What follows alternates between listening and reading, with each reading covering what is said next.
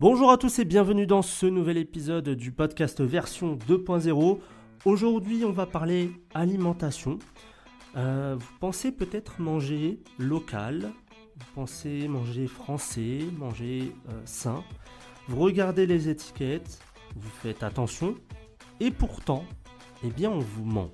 Cet épisode, il va vous révéler ce que les grandes marques, les industriels et même certains labels ne veulent pas que vous sachiez. On voit ça juste après la courte pause. À tout de suite. Des yaourts français, des escargots de Bourgogne ou encore des tomates provençales. En réalité, une grande partie des produits qu'on croit français ne le sont pas. En 2021, il y a eu une enquête Foodwatch. D'ailleurs, Foodwatch, c'est un site, c'est une ONG, si je ne me trompe pas. Vous pouvez aller voir leur site qui actuellement propose 2 pétitions. Je ne vais pas vous en dire plus. Vous pourrez aller voir sur leur site et ils donnent plein d'indications sur les différentes enquêtes qu'ils ont pu faire avec Yuka ou la Ligue contre le cancer, par exemple. Donc ils ont fait une enquête en 2021 et il y a plus de 40% des produits estampillés Origine France qui ont au moins un ingrédient majeur importé. Et 75% des Français pensent acheter français, mais à tort, à cause des étiquettes qui sont trompeuses. Je vais vous citer 3 exemples. Le premier, c'est quelque chose que vous avez sûrement mangé pendant les fêtes, c'est les escargots de Bourgogne.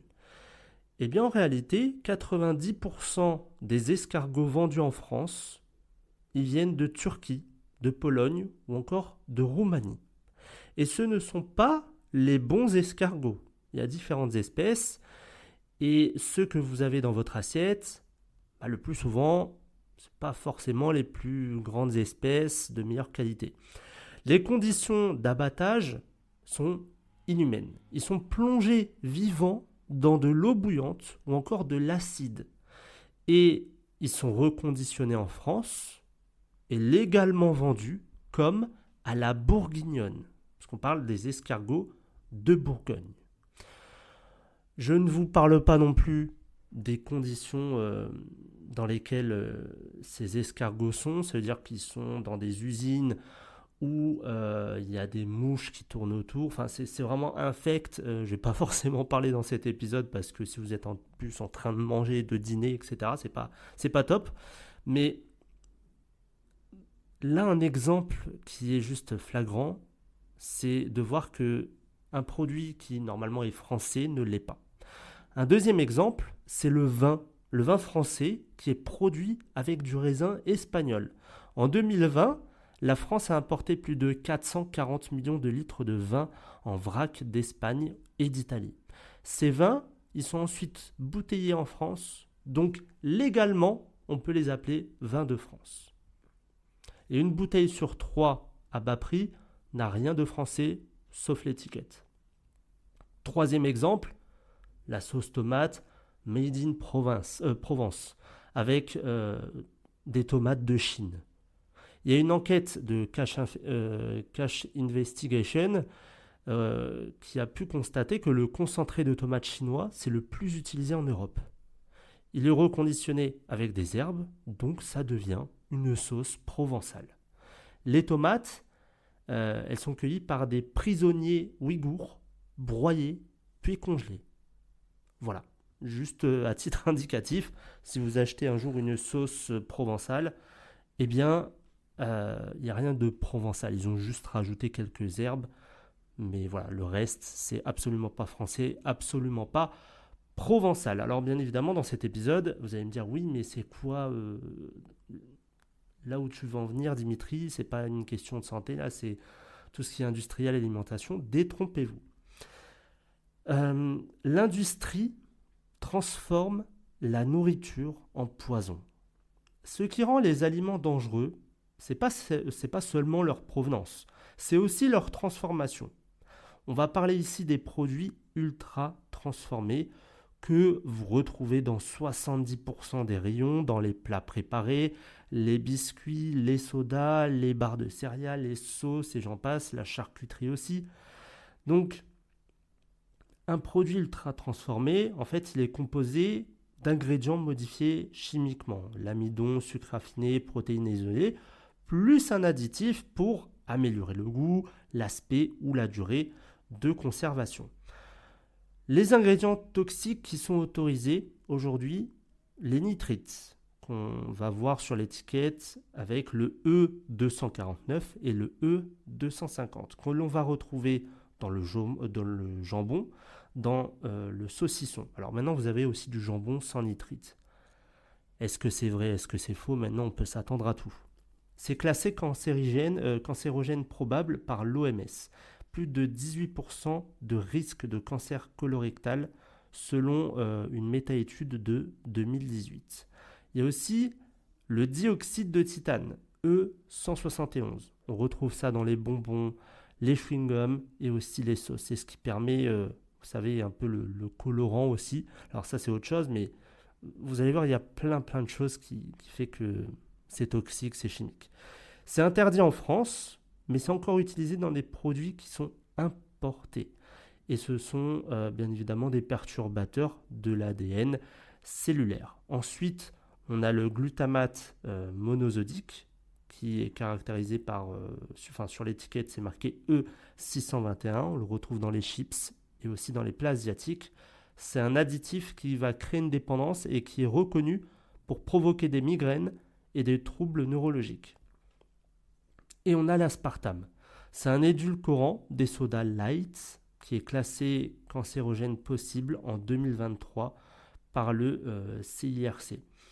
Il altère le microbiote et ça va créer des déséquilibres neurologiques. Il y a aussi des méthodes industrielles qui sont douteuses. Il y a des produits reconstitués à partir de poudre de graisse hydrogénée ou alors d'agents de texture.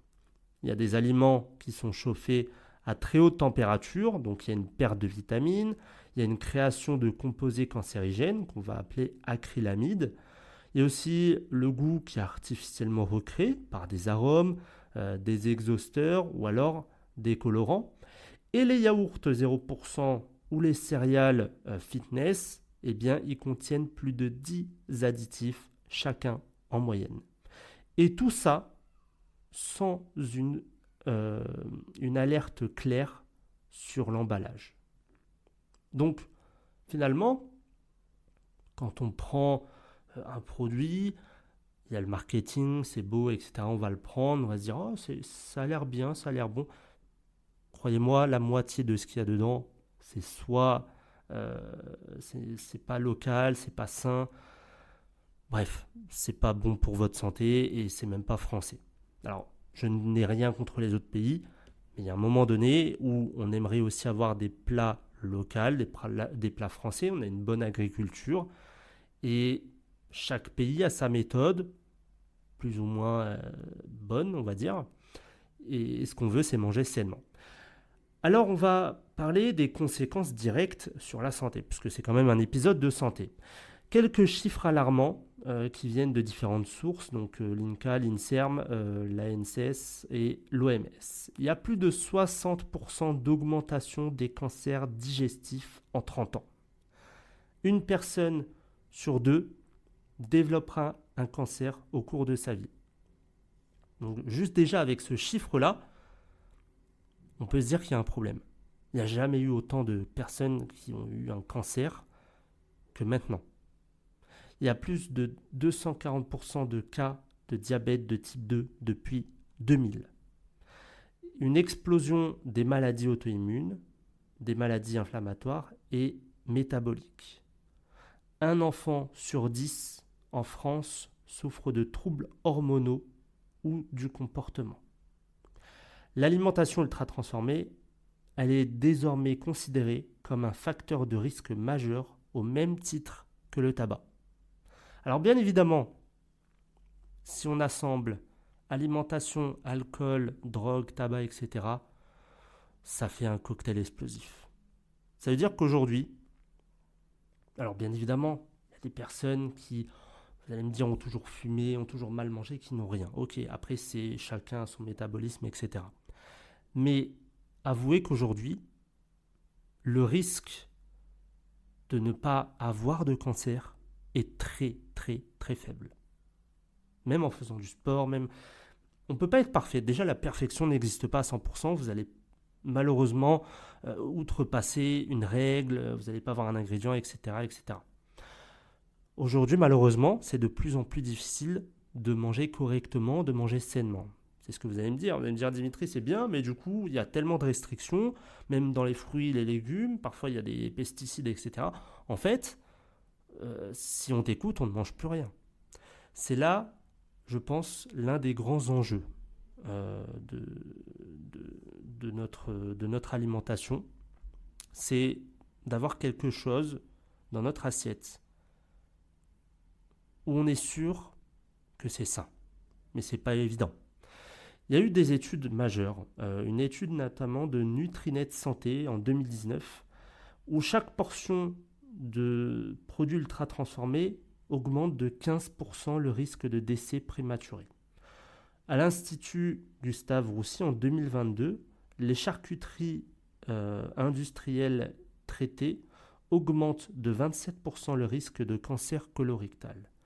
L'Université de Harvard, en 2023, a réalisé une étude sur les colorants artificiels où ils ont vu qu'ils altèrent de toute façon le développement du cerveau chez les enfants. Donc voilà, vraiment ça va chez les enfants, les nourrissons, etc. Tout le monde est ciblé. Il y a aussi des cas concrets et réels, parce que là on parle de chiffres, etc. Vous allez me dire oui c'est bien, mais est-ce que effectivement il y a des personnes malades, etc. En 2021, il y a une fillette de 4 ans qui est morte en Italie après l'ingestion de saucisses contaminées au nitrite. Voilà.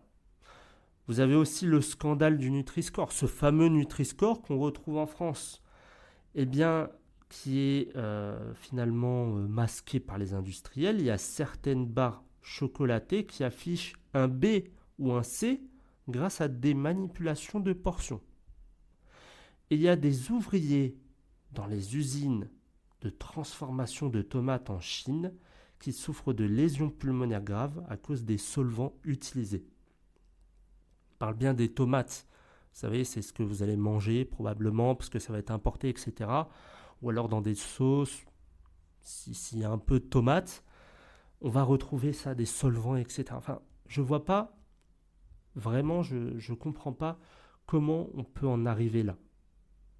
Donc, notre alimentation aujourd'hui est, je pense, le risque ultime d'avoir un cancer. Et n'importe lequel, cancer du poumon, cancer colorectal, qu'importe. Et comme je vous l'ai déjà dit dans un de mes épisodes, je ne sais plus lequel, il y en a tellement, faites attention à la première ligne d'ingrédients sur une étiquette. Lisez la première ligne et vous savez à 95% ce qu'il y a dans le produit. C'est la première ligne qui compte. Le reste, de toute façon, c'est que des miettes, c'est que des traces, etc. C'est la première ligne. Et le plus souvent, quand vous faites vos courses, c'est soit du sucre, de l'eau, des choses qui ont été transformées. Par exemple, vous allez prendre du lait d'amande. Vous dites, oh c'est super, il y a beaucoup d'amandes. Il n'y en a pas beaucoup, il y en a 3%. Le reste, c'est du sucre, l'amidon, enfin plein de choses qui sont néfastes pour votre santé. Donc prenez soin de votre santé. Quand vous faites vos courses, prenez le temps de voir les étiquettes.